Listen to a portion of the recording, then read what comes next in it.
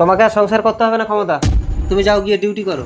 কেন, তোমার কি সমস্যা হচ্ছে? তুমি তো কোনো কাজকর্ম করো না, ডিউটি না করলে সংসার চলবে কি করে? দেখো, সংসার করার ইচ্ছে থাকলে না স্বামীর যতটুকু থাকে ততটুকুতেই খেয়ে না খেয়ে সংসার করা যায়। আচ্ছা কি হয়েছে বলো তো? এই তো এবার এসছি, রান্না করবো, খেতে দেবো। বাস, স্বামীর আর কোনো চাহিদা থাকতে পারে না? আচ্ছা তোমার কি চাহিদা? এবার তো আমি ঘরে এসছি, নাও না, পূরণ করো না। স্যার? হ্যাঁ স্যার বলুন। অফিসার ক্ষমতা, উত্তরপাড়া থেকে একটা শিশু পাচার হয়ে গেছে, আপনাকে এক্ষুনি আসতে হবে। ওকে স্যার, আমি এক্ষুনি আসছি।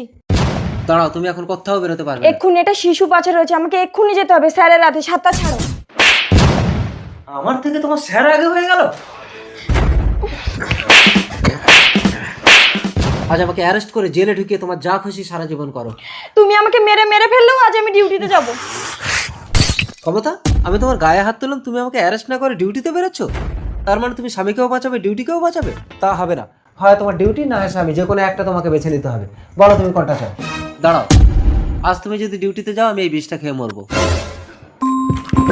Hello sir. লেট হয়ে গেল, আপনি এখন আসলেন না? হ্যাঁ স্যার, আমি এক্ষুনি আসছি। হ্যাঁ স্যার, আসছি। ধন্যবাদ ইন্সপেক্টর ক্ষমতা। বীরত্বের সঙ্গে শিশুটিকে উদ্ধার করার জন্য আপনাকে আইপিএস করা হলো। দেখি আপনার চোখে জল। আসলে স্যার, শিশুটিকে বাঁচানোর জন্য আমার স্বামী আমাকে আসতে দিচ্ছিল না।